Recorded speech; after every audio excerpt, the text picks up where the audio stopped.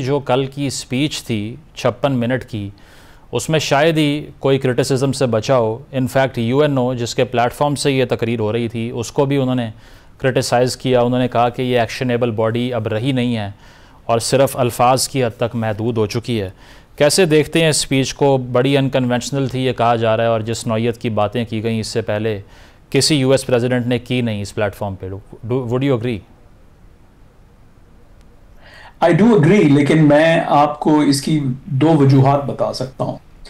पहली बात तो ये है कि वो जो दौर था वर्ल्ड वॉर 2 के बाद जिसमें यूनाइटेड नेशंस मार्ज़ वजूद में आया, और उसके बाद जो है अमेरिका की ये this was an instrument of American foreign policy to manage the world.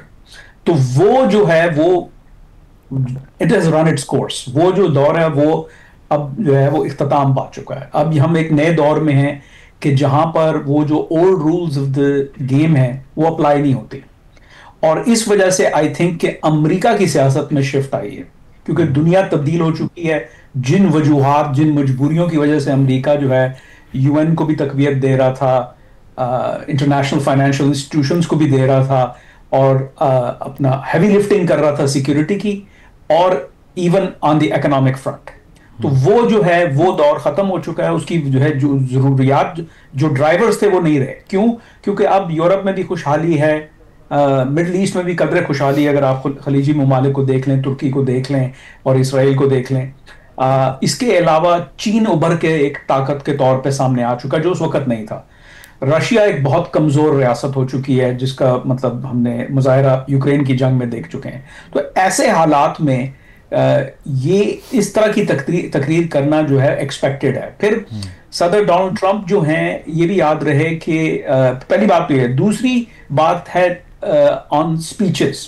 देखें, स्पीचेस और स्पीचेस, डोनाल्ड ट्रंप की तकरीर जो है वो मुनफरिद है अपने कंटेंट में, अपने स्टाइल में, अपने टोन में, लेकिन मजमूई तौर पे स्पीचेस से किसी पॉलिसी की अक्कासी नहीं मिलती।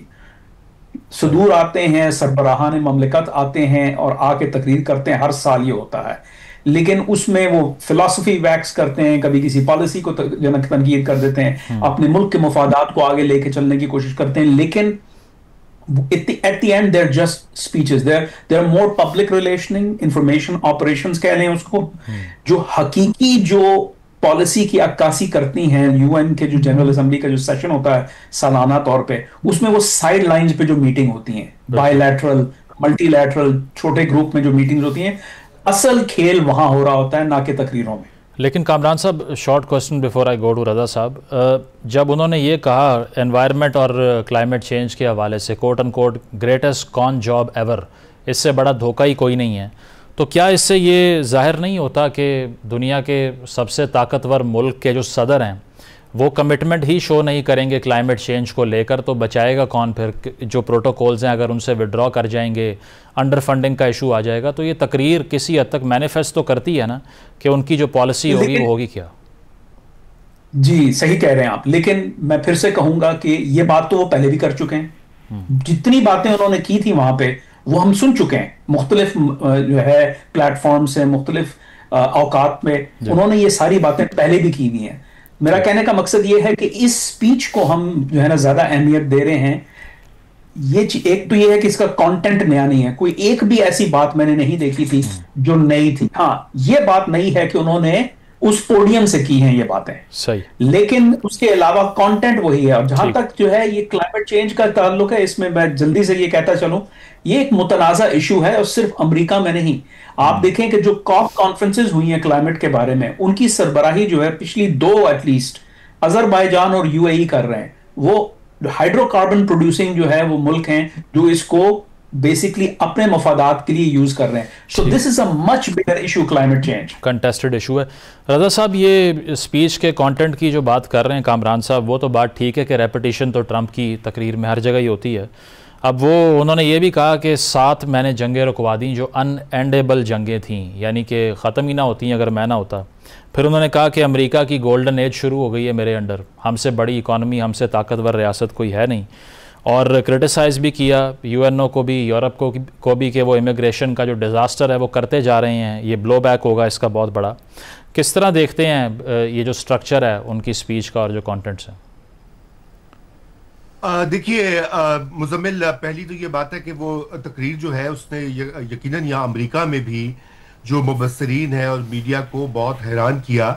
और अगर आप देखें आज की भी हेडलाइंस देखें तो यहाँ भी लोग इसी बात पर हैरान हैं कि उस स्पीच का लुब्बे लुबाब ये था कि अक़वाम मुत्तहिदा नाकाम हो चुका है और हमें उससे कोई लेना देना नहीं है और हमें कोई इंटरेस्ट नहीं है। अब इसके ऊपर जो रिस्पांस है बहुत सारे लोगों का अमेरिका में, वो ये कि अमेरिका अपनी जो लीडरशिप पोजीशन है दुनिया के स्टेज पर उससे विड्रॉ हो रहा है और इसी को एक आइसोलेशनिज्म की पॉलिसी भी आप कह सकते हैं, क्योंकि ये 19वीं सदी में भी अमेरिका की यही पॉलिसी होती थी। बल्कि पहली जी मॉनरो डॉक्ट्रिन और पहले जंग अजीम तक वो कहते थे भी हमारा क्या लेना देना, हम अपने मुल्क पे तवज्जो देंगे। तो ये उसी की एक 21वीं सदी का वर्जन है, अगरचे कि ट्रंप साहब बार बार 7 जंगों का उन्होंने जिक्र किया और वो भी एक मुतनाज़ा बात है क्योंकि किस हद तक वो इस पे इन जंग बंदियों पर असरअंदाज हुए या नहीं। लेकिन जो सबसे बड़ी इस वक्त कॉन्फ्लिक्ट है जो गजा में जो कुछ हो रहा है वहां, तो वो बिल्कुल कामयाब नहीं हो सकती। रज़ा साहब आपकी तरफ आते हैं, आपके जो लिंक है उसमें इशू है इस पे कामरान साहब जो बात कर रहे हैं रज़ा साहब भी कि फ़लस्तीन का जो मसला है, अब ये एक्सपेक्टेशन थी कि ये जो मुस्लिम रहनुमाओं से भी डोनाल्ड ट्रंप की मुलाकात होगी, इसमें कोई ना कोई शायद ब्रेक थ्रू हो जाए, क्योंकि ट्रंप बजाते ख़ुद ये कह रहे थे कि एक जॉइंट आर्मी जानी चाहिए ताकि इजरायली फ़ौजें वहाँ से इनखला कर सकें। तो नज़र तो उस तरह से वो नहीं आया एज़ पर एक्सपेक्टेशंस। देखिए, एक्सपेक्टेशन मेरी तो नहीं थी कि इसमें से कोई ऐसी चीज निकलेगी। इसमें से सिर्फ ये बात थी कि कोऑर्डिनेट करना है कि वो जो मुस्लिम फोर्सेस या अरब मुस्लिम कोalition फोर्स जो टास्क फोर्स गजा की सिक्योरिटी के लिए जब जंग बंदी हो जाएगी तो उसकी तैयारी के लिए ये गुफ्तगू हुई थी। इस पे मेरा एक मजमून भी आया था मई के महीने में जिसमें मैंने इसकी पेशन गोई की थी कि यहाँ पे जो है अगर IDF की ऑक्यूपेशन नहीं होगी, अमेरिका फोर्सेस नहीं डाल रहा और सदर डोनाल्ड ट्रंप की स्ट्रेटजी ये है कि भाई खित्ते के स्टेक होल्डर जो हैं वो पेश हों इलाकाई सिक्योरिटी के लिए, तो और उनका उनसे मुराद जो है सऊदी अरब और तुर्की है, तो फिर रैक ऑन जाता है रैक फिर और फिर हमने देखा ये जो स्ट्रेटेजिक जो है डिफेंस म्यूचुअल डिफेंस अग्रीमेंट जो पाकिस्तान के साथ बना है जी। तो ये इससे जुड़ा हुआ है ये सिलसिला, ये उसकी एक कड़ी है कि अब चूंकि सऊदी अरब के पास तो मतलब उस तरह की पावर प्रोजेक्शन कैपेबिलिटीज नहीं है